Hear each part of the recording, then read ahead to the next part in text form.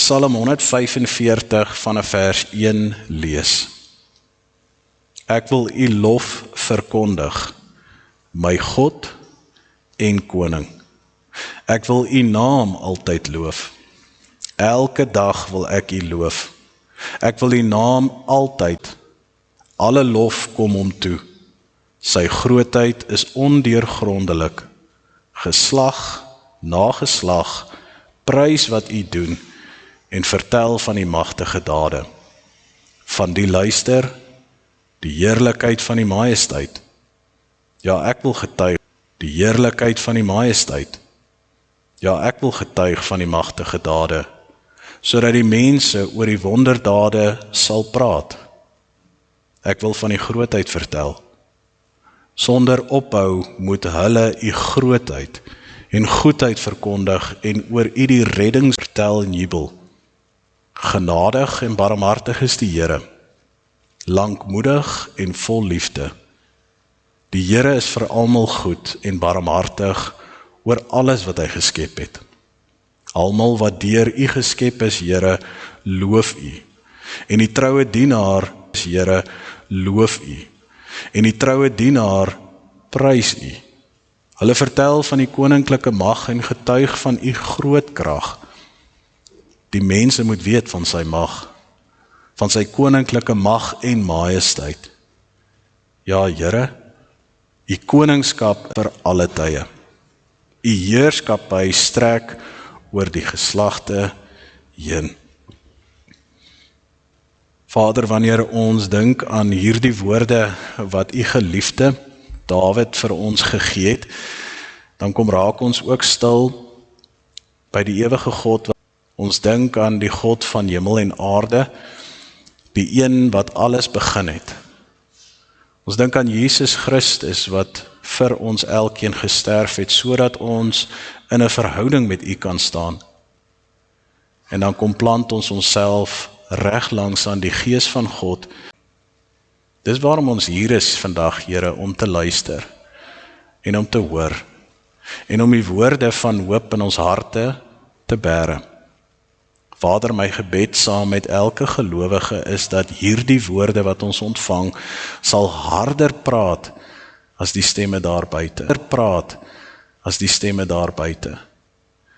Dat deur die influistering van die Gees, daardie woorde wat ons hoor, 'n bevestiging sal wees van die liefde. Dat dit nie saak maak wat met ons gebeur nie, dat hierdie woorde wat ons van U hoor nooit sal vergaan nie. Dat dit ons rigsnoer sal wees, dat dit ons anker sal wees, dat dit ons veilige vesting sal wees soos wat ons in die toekoms ingaan. Ja, Here, U is ontsettend lief vir ons, gebring vandag as gemeente, om te deel in die samesyn, die gesin wat U tot stand gebring het. Mag ons plek vol staan, mag ons mekaar omvou vandag, mag ons daar wees vir mekaar, en mag ons U liefde soos 'n lig uitdra in hierdie wêreld, Here. Ons het U nodig. Amen. Genade en vrede kom na jou toe. God groet jou. God groet jou by die naam. Hy weet wat in jou lewe aangaan. Hy weet wat in jou hart aangaan. En hy sê vir jou, ek is daar. Ek is jou koning. Ek heers oor jou lewe. Mag ons daardie seëngroet ontvang vandag en mag ons daarop antwoord deur ons stemme, ons gebede en ons teenwoordig. Gemeente, ons woordverkondiging kom na ons toe uit die boek Daniël en ons fokus op die tweede hoofstuk veral vanaf vers 20 tot 45. Nou, omdat hierdie gedeelte so lank is en daar nie altyd tyd is om 'n hele teks soos hierdie te lees nie, moet ons onsself kom herinner waaroor hierdie teksgedeelte gaan. Dit is 'n verhaal, dit is 'n toneel wat vir ons openbaar hoe God intree binne in onmoontlike omstandighede. Ek wil jou motiveer dat soos hierdie diep in die reeks wat ons saam gaan aanpak oor hoe behoort ons op te tree, dat julle daadwerklik saam met my sal moeite doen om die teksgedeeltes te gaan lees. En om vir jouself die vraag te vra, Here, wat wil U vir my sê? Die boodskap wat ek vandag deel, is 'n boodskap wat ek glo die Here vir ons as gemeente gee, maar ek glo ook opgesluit binne in hierdie boodskap, waar 'n klomp goed gesê het, is daar iets wat die Here vir jou wil sê. Dalk mis jy dit vandag en jy het nodig om dit op te vang wanneer het jy nodig om die bevestiging daarvan te kry dat God met jou wil praat deur hierdie teksgedeelte. Daarom wil ek jou vra om dit te lees en daarop na te dink. Gebruik dit in hierdie week sodat jy jouself kan herinner aan 'n kernbeginsel, 'n belangrike opdrag dalk, dis 2 woorde. Coram Deo. Ek herhaal die woorde weer, Coram Deo. Dis 'n Latynse uitdrukking wat uitbeeld dat ons vandag in die teenwoordigheid van God is.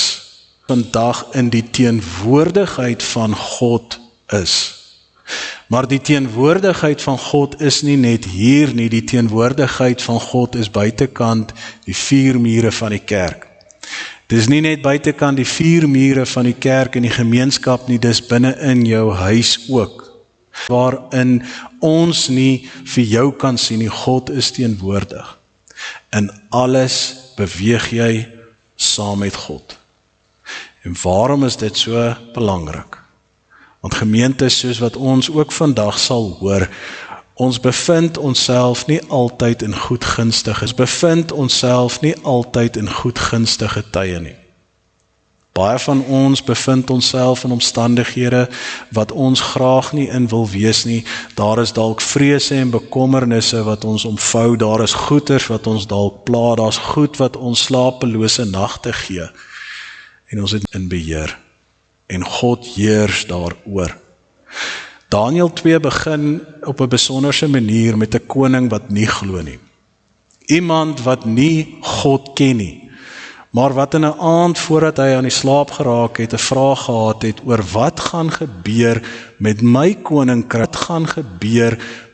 koninkryk in die toekoms. Wat gaan die uiteinde wees na my lewe tot sterwe gekom het? En God wat teenwoordig is in elke persoon se lewe, ongeag of hulle glo of nie, leser toe in 'n droom. En hy kom openbaar vir hom wat gaan gebeur. Maar hier is die ongelooflike van die teks. In die droom het hy gesien hoe God vir hom 'n menslike figuur wys met 'n goue kop, met 'n silwerbors, met bronsarms, met ysterbene en kleivoete. Maar hy verstaan nie wat hy sien nie. En die koning het wakker geword en hy het sy amptenare nader geroep, die slim mense, die sterrekykers, die ouens wat gesê het, hulle ken die wil van die gode en het vir hulle gesê, sê vir my wat het ek gedroom, sodat julle vir my kan sê wat dit bedoel. En die mense het gesê, dit is onmoontlik. Niemand weet wat in jou kop aangaan nie, net jy weet. En die koning het so kwaad geraak, sê, wat ek gedroom het nie, sal julle almal sterf, want dan is julle nie hierdie mense, wat julle sê julle is nie, by magte om die gode se wil te openbaar nie. Dit was 'n angstige tyd. Daniël en sy vriende was deel van hierdie konteks gewees. Maar Daniël het te hore gekom van wat aan die gang is, en hy het vir die koning gesê, dalk kan ek nie, en dalk kan daardie mense nie u droom uitlê nie, maar daar is 'n God. 'n God wat groter is as die Babyloniese God, 'n God wat by magte is om enige iets te openbaar aan enige iemand wat na hom toe kom, wat die onmoontlike moontlik kan maak. Ek en jy bevind onsself dalk in tye waar ons nie weet of ons dit gaan maak nie. God sê, die onmoontlike sal ek moontlik. En so gebeur die verhaal wat ons gaan saam lees, waar Daniël die insig kry om die droom wat Nebukadneser gedroom het in die eerste plek vir hom te gee, en in die tweede plek uit te lê. Dit wat Daniël vir die koning sê is vir ons belangrik vandag, omdat dit ooreenkomstig het met baie van die omstandighede wat ons in die wêreld heen ervaar. Nadat hy dit gegee het, nadat die koning dit gehoor het, kom hy in vers 46 en 49 en hy doen 'n besonderse ding wat ons vandag ook hiermee moet uitglis, moet ons bely. Waarlik, God is koning.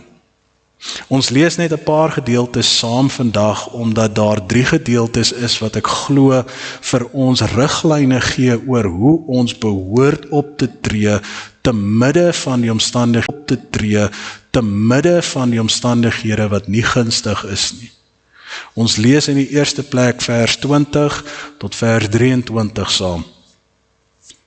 Dit kom nadat Daniël gehoor het van die droom. Dit kom nadat Daniël met Nebukadneser gepraat het. Van God altyd geprys word. Hy aan wie die wysheid en die mag behoort. Hy wat tye en omstandighede verander. Wat konings afsit en konings aanstel. Wat aan die wyse manne die wysheid gee en die verstand aan die wat verborge dinge openbaar en wat weet wat in die duisternis is. By hom is lig. Ek loof en ek prys U, God van my voorvaders, gaan hy verder. Omdat U aan my wysheid en mag gegee het. U het aan my bekend gemaak en mag gegee het. U het aan my bekend gemaak wat ons van U gevra het. En U het aan ons bekend gemaak wat aan die koning gesê behoort te word. Daniël gaan verder en hy lê die droom in die eerste plek vir die keiser uit en hy sê vir hom, was verstom, soos wat jy kan dink. En toe sê Daniël vir die volgende, vir die koning, die raadgewers, die voorspellers, die towenaars en die sterrekykers is nie in staat om die droom waaroor U navraag doen vir U te vertel nie. Maar daar is 'n God in die vertel nie. Maar daar is 'n God in die hemel. 'n God groter as die aarde. 'n God wat alles in stand hou, wat geheime kan openbaar. En wat aan U koning Nebukadneser wil bekend maak wat in die toekoms gaan gebeur. Gehad 'n visioen. En toe hy gaan slaap het hy gedink oor wat in die toekoms sal gebeur. En hy wat geheime kan openbaar het aan U bekend gemaak wat gaan gebeur. En hoor hierdie kragtige woorde wat Daniël sê. Dit is nie omdat ek meer wysheid het. Dit is nie omdat ek meer wysheid het as ander mense, dat hierdie geheim aan my geopenbaar is nie, maar omdat die uitleg aan U bekend gemaak moet word, sodat U 'n antwoord kan kry op die vraag waaroor U gedink het. Vers 44, nadat hy die uitleg gegee het van die beeld wat Nebukadneser gesien het. Hy sê, op grond van die beeld wat U gesien het, moet U weet, vers 44, in die tyd van daardie koning, die koninkryk wat sal kom, sal die koninkryk wat sal kom, sal die God van die hemel 'n koninkryk oprig wat nooit vernietig sal word nie. Hierdie koninkryk sal nie deur 'n ander vervang word nie. Dit sal die ander koninkryk plattrap en vernietig. Maar selfs sal dit vir altyd bestaan. Dat U 'n klip uit 'n rots sien losbreek het, sonder dat 'n hand daaraan geraak het, en dit die yster, die brons, die klei, die silwer en die goud verpletter het, God, wat magtig is, het aan U bekend gemaak wat in die toekoms gaan gebeur. En die moet koning weet, uitleg, is daar geen twyfel nie. Woorde wat verborge is vir 'n dag vir ons, maar wat ek hoop vir ons iets sal deurbreek van wat God vir ons wil sê in ons eie omstandighede. Ons bid saam.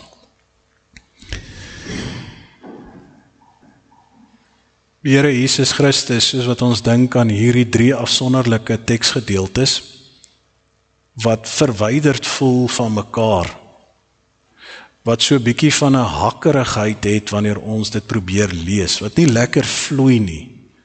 Soos dit 'n stuk misterie binne in ons skep oor wat presies in hierdie verhaal aangaan, wat vir ons vra om terug te gaan na die begin toe en te gaan lees vanaf vers 1 af tot in vers 49 om daadwerklik te verstaan.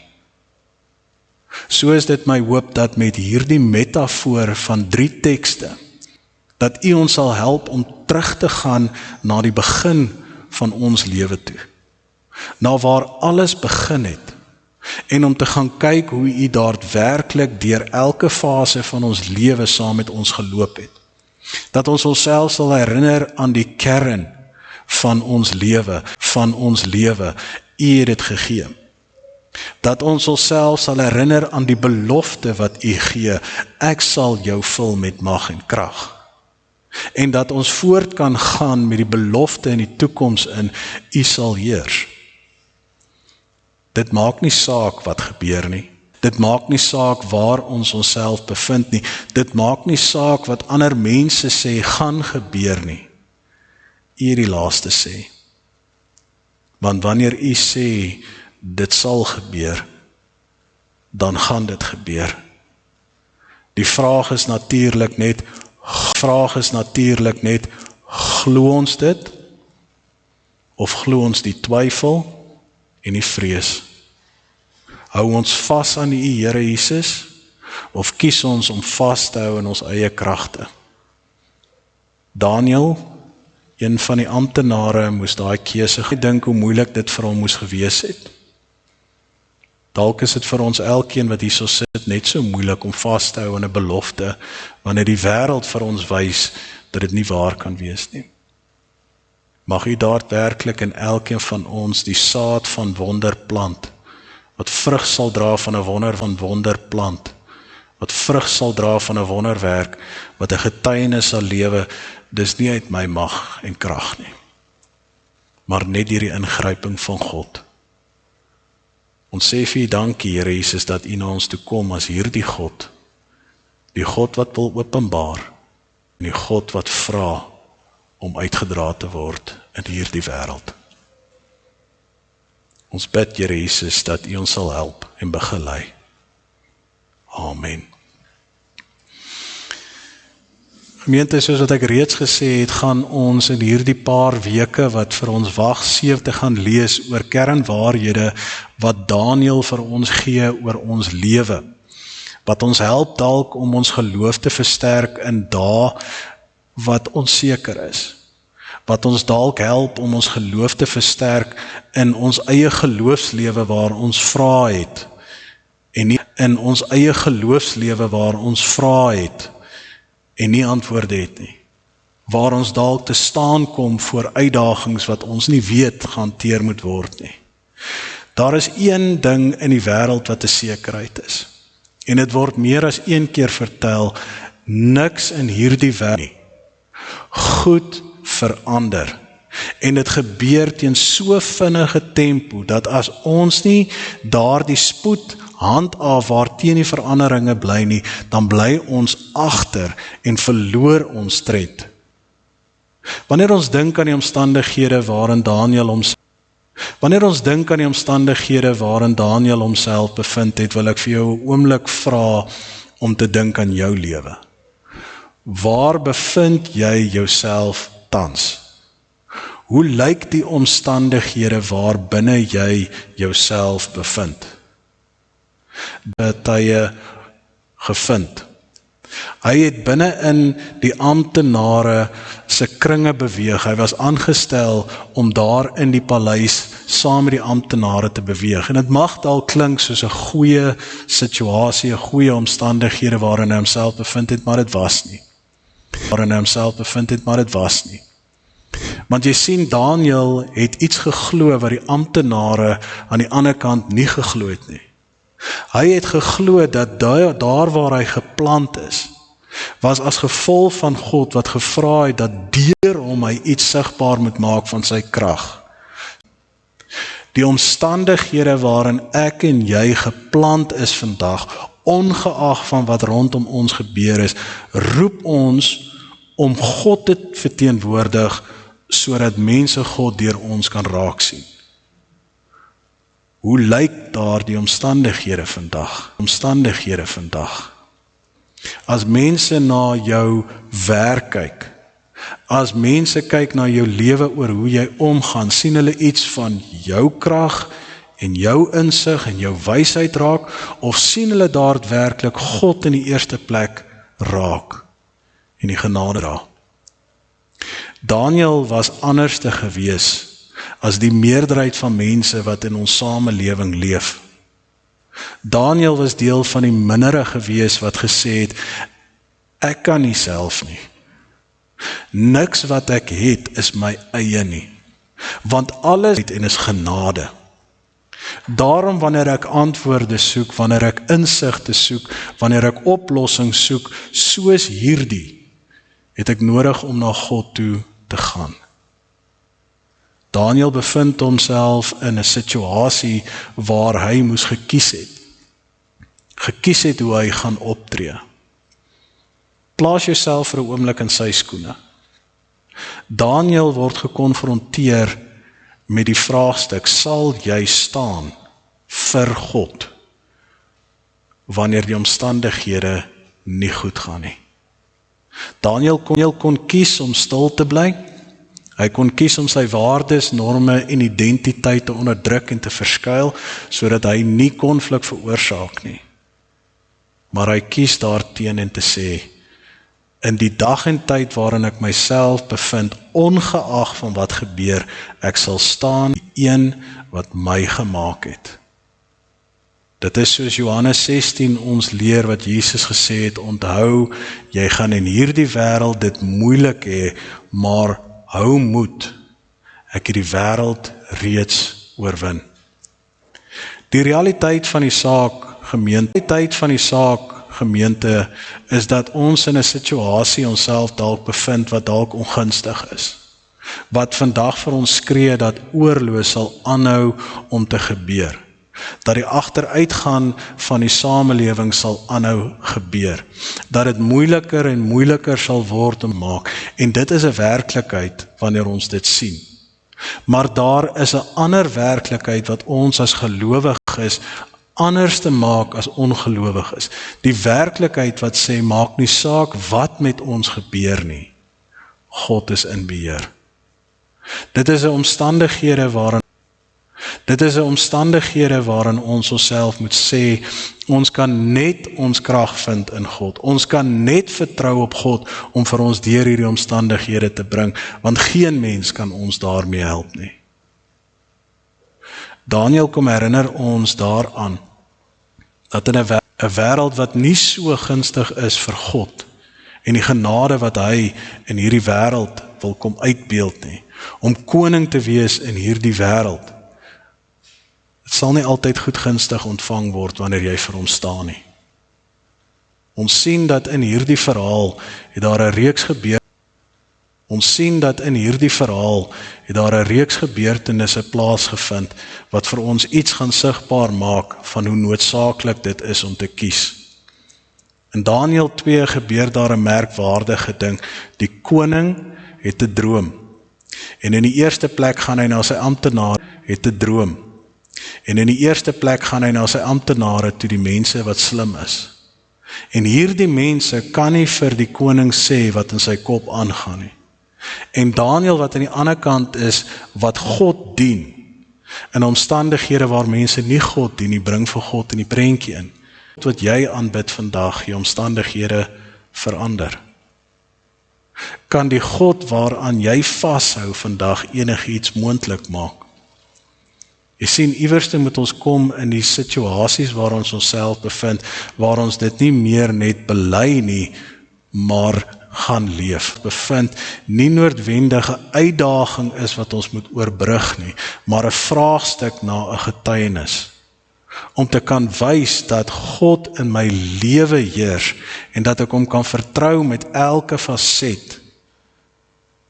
Ons weet, gemeente, dat in hierdie Ons weet dat daar 'n klomp mense is wat leebeloftes vir ons gee. Wat leebeloftes maak oor die toekoms. Wat God se volk uitmekaar uitruk. En daarom sê Daniël vir ons, wanneer jy jouself bevind in ongunstige tye, het jy nodig om terug te ongunstige tye, het jy nodig om terug te beweeg na die begin toe, die een wat die hemel en aarde gemaak het. Hoe het ek en jy tot stand gekom? Wie het ons in hierdie wêreld ingewil? Wie het ons geplant om te kan beleef? Daniël sê vir ons, dis net God. Net God wat eer en heerlikheid behoort te ontvang. Want as ons in hierdie wêreld nie ons fokus hou op God nie, as ons fokus gaan hou op alles wat verkeerd is, dan sal ons dit nie maak nie. Ons kinders leef in 'n tydperk van onsekerheid. Die wêreld saai ongelooflik onsekerheid oor wat gaan gebeur. En as ons as gelowiges nie weer onsself plant, sal ons dit nie maak nie.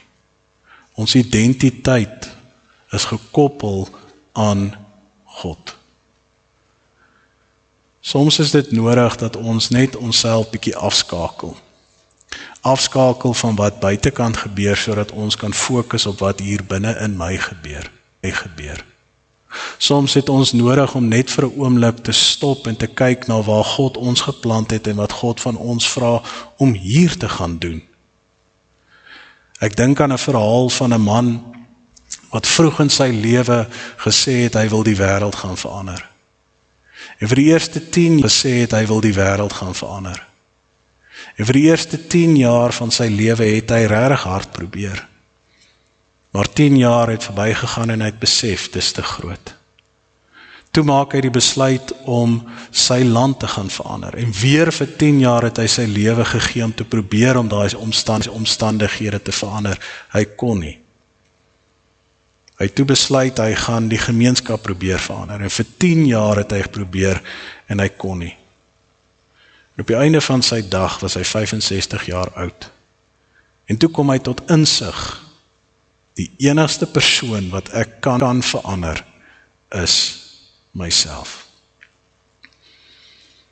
Watter effek het die omstandighede waarin jy jouself bevind vandag op jou geloof? Wat doen die omgewing waarin jy jouself bevind tans aan jou verhouding met God? Is dit dalk nodig dat jy vandag weer 'n eerlike kyk gaan gee na jouself en die verhouding wat God vir jou gegee het? Is dit dalk noodsaaklik dat jy vandag net sal stop om te besef, God het jou hier geplan vir 'n tyd soos nou? Dalk is dit. Het jy nodig om jou ingesteldheid te verander rondom dit wat in jou lewe gebeur? Daniël leer vir ons dat in 'n tydperk toe hy homself bevind het in ongunstige tye, toe die dreigende dood oor hom geheers het, toe het hy nog steeds geglo. Sy ingesteldheid was reg, want hy het vasgehou aan die een wat ewig in sy lewe heers. Te midde van alle omstandighede is dit ons as gelowiges wat die wêreld herinner daar buite. Daar is verskillende koninkrye wat hulle gesag uitoefen oor ander mense, maar daar is net een koninkryk wat sal bly staan. Daniël se verhaal is 'n ongelooflike mooi verhaal wat ons kom herinner daaraan dat God gesê het deur 'n eenvoudige droom, koninkryk op koninkryk sal verander, maar daar's een ding wat ewig sal bly staan, en dit is ek. Is dit nie ongelooflik mooi om te weet dat ons vandag net asem kan skep en net kan wees by die een wat alles beheer nie? Dink aan die omstandighede waarin jy jouself bevind. Dink dalk aan die uitdagings wat jy in die gesig staar. Dink aan die angs en spanning en die vrees wat jou aan die bors ruk wanneer jy in die onsekerheid vashou. En dink aan die belofte wat God vir jou gee. bly net by my, ek sal jou koning wees. Ek sal jou beskerm teen die aanvalle, ek sal jou dra, ek sal vir jou sorg. By my kan jy rus. Dis by 'n ongelooflike mooi beeld wanneer ons saam lees in vers 28, dat Daniël 'n teks begin deur te sê, die God van hemele en aarde kan die droom uitlê, wat geen mens kan nie. Want jy sien, gode wat op aarde is, word geskep deur die menslike hande. Die gode wat die bekommernisse, die angs en die uitdagings, daardie wat ons primêr in ons lewe sit, is ondergeskik aan die God wat vrede gee. Ek wil hê jy moet diep nadink aan daai woorde. Dalk aanbid ons nie forme soos geld nie. Bid ons nie forme soos geld nie, en voertuie nie, en statusse nie, maar dalk hou ons so vas aan die vrees van ons sekerheid, dat dit die primêre rol en plek in ons lewe inneem.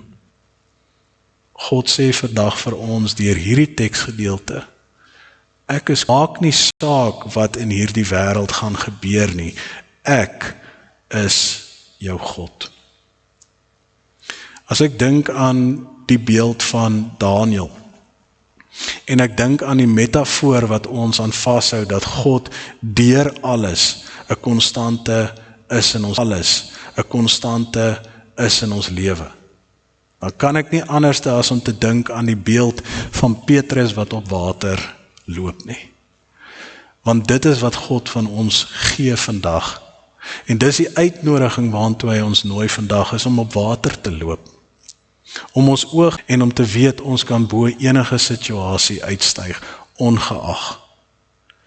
Maar hier is die ding wat Matteus 14 ons ook leer.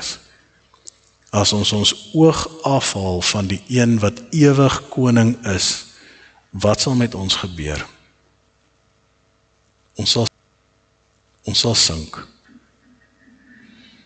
Wanneer ons dink aan ons lewe, en wanneer ons dink aan die plek waar ons geplant is, die omstandighede wat ons dalk in die gesig staar, mag ons vir onsself sê in die eerste plek, die manier hoe ons deur hierdie tye sal kom, om te weet wie is in beheer. God is in beheer. En dit maak nie saak wat gebeur nie, God sal koning bly. Mag daardie woorde vir jou en vir my waar wees. Mag dit 'n getuienis wees van hoop wat ons met iemand kan gedeel, soos ons die uitdagings wat ons elkeen moet hanteer, kan hanteer. Ons bid saam. Here Jesus, U is groter as wat ons kan dink. Vader, U is so groot. En ons wil vir U baie dankie sê dat U deur U Seun U self bekend gemaak het as liefde en genade.